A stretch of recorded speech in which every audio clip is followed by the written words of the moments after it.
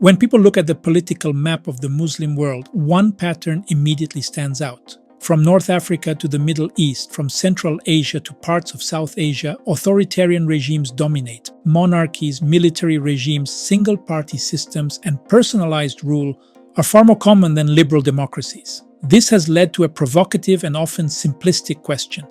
Why do Middle Eastern countries prefer dictatorship? At first glance, the question itself is misleading. It assumes that societies consciously choose authoritarianism, as if dictatorship were a cultural preference rooted in religion. This explanation is not only lazy, but also historically inaccurate. The reality is far more complex. The prevalence of authoritarian rule in Muslim-majority countries is the result of historical trajectories, state formation processes, colonial legacies, geopolitical pressures, economic structures, and security dilemmas rather than religion itself. One of the most important reasons lies in how states were created in much of the Muslim world. Unlike Western Europe, where states emerged gradually through internal bargaining between rulers, elites, and societies, many Muslim-majority states were artificially constructed by colonial powers. Colonial administrations were not interested in building participatory institutions. Their priority was control, extraction, and stability. They governed through centralized authority, security forces, and loyal local elites. When independence arrived after World War II, newly formed states inherited authoritarian bureaucracies, militarized security institutions, and weak civil societies. Democracy requires institutions that limit power. What these states inherited instead were institutions designed to concentrate power. As a result, post-independence leaders did not dismantle authoritarian structures. They simply took control of them. Another key factor is the fragility of national identity. Many Muslim-majority countries contain deep ethnic, sectarian, tribal, or linguistic divisions. Borders often cut across historical communities rather than reflecting them. In such contexts, political elites frequently view pluralism not as a strength but as a threat. Democracy means competition, and competition risks mobilizing identity-based divisions. For ruling elites, authoritarianism becomes a tool to prevent fragmentation, civil war, or secession.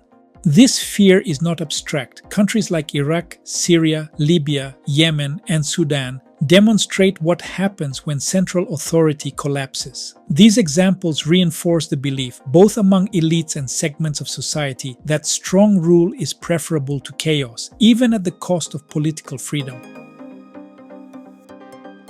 Many Muslim-majority countries exist in regions of chronic conflict. Foreign intervention, unresolved territorial disputes, proxy wars, and regional rivalries have created a constant sense of insecurity.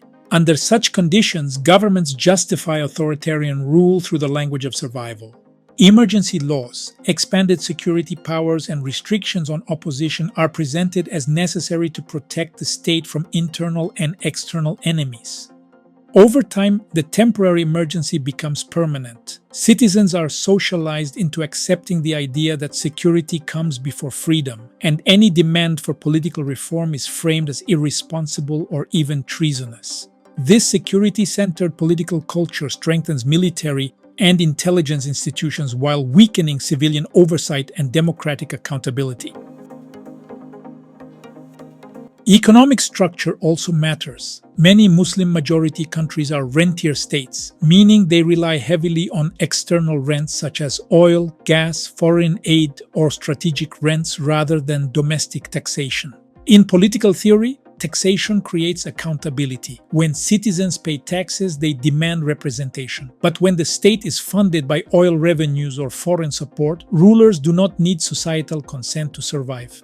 This breaks the classic link between representation and governance. Authoritarian regimes can distribute welfare, subsidies, or patronage without opening political space. In some cases, populations tolerate authoritarianism because basic economic needs are met, even if political rights are restricted. Authoritarianism in the Muslim world has not survived on domestic factors alone. External powers have consistently supported dictatorships when it suited their strategic interests. During the Cold War, Western and Soviet blocs backed authoritarian allies to prevent ideological shifts. After 9/11, the war on terror further strengthened security regimes across the Muslim world. Stability, counterterrorism cooperation, and energy security often took priority over democratic reform. This external backing sent a clear message: authoritarian rulers would not be punished for repressing their populations as long as they aligned with global power interests. This undermined reform movements and delegitimized democracy as a credible alternative. Another approach is the relationship between authoritarianism and political Islam. In many countries, Islamist movements became the main opposition forces because secular opposition was crushed early on. Ruling elites then used the fear of Islamist rule to justify continued authoritarianism, both domestically and internationally. Democracy was framed as dangerous because it might empower religious movements. This created a paradox. Authoritarian repression strengthened Islamist actors, and the presence of strong Islamist actors justified further repression. Democracy became trapped between authoritarian regimes and the liberal opposition, making genuine pluralism extremely difficult.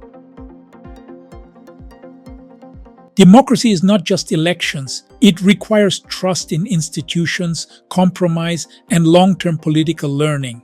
In societies where political competition has historically meant violence, coups, or foreign intervention, trust is low. Many citizens associate politics with instability rather than empowerment. This does not mean they love dictatorship, but rather that they fear the unknown consequences of political change. In this context, authoritarianism is often seen as the lesser evil. It offers predictability in societies where uncertainty has repeatedly led to disaster. Another often overlooked factor is the lack of a strong society-driven tradition of demanding political rights from below, comparable to experiences such as the French Revolution. In much of the Muslim world, political change historically came from above, not through sustained popular struggles that framed rights as inherent and non-negotiable. In Europe, especially after the Enlightenment, the relationship between the state and society was fundamentally transformed. Citizens gradually came to see the state as something that owes them rights, and rulers as actors who could be openly challenged, overthrown, or executed if they violated a social contract. This mindset was institutionalized through revolutions, constitutions, and centuries of political struggle. In contrast, many Muslim-majority societies developed political cultures in which order, hierarchy, and obedience were emphasized over confrontation. Authority was often perceived as something to be endured, negotiated with informally, or avoided, rather than openly resisted. Loyalty to the ruler was framed as a moral or religious duty, while rebellion was associated with chaos, fitna, and social collapse. This does not mean that resistance never existed. Revolts, uprisings, and protests occurred frequently. However, these movements were usually reactive rather than transformative. They aimed to replace rulers, not to redefine the relationship between state and citizen through universal rights and permanent institutional limits on power.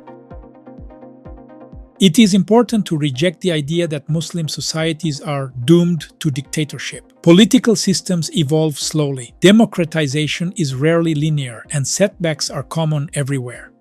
What we see today is not preference but path dependency. Authoritarian systems reproduce themselves through institutions, incentives, and fears. Breaking this cycle requires time, institutional reform, economic diversification, and reduced external interference. So, do Muslim countries prefer dictatorship? The answer is no. What exists instead is a complex interaction of historical legacies, security concerns, economic structures, and geopolitical pressures that make authoritarianism resilient. Understanding this reality is essential if we want to move beyond cliches and engage seriously with political change in the Muslim world. Dictatorship is not a cultural choice, it is a political outcome shaped by power, history, and structure. And those structures, however deeply entrenched, are not permanent.